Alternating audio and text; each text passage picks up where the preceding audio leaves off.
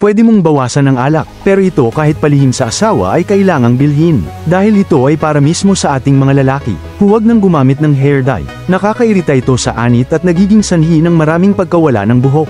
Mas mainam gamitin ang shampoo na nagpapaitim ng buhok na ito.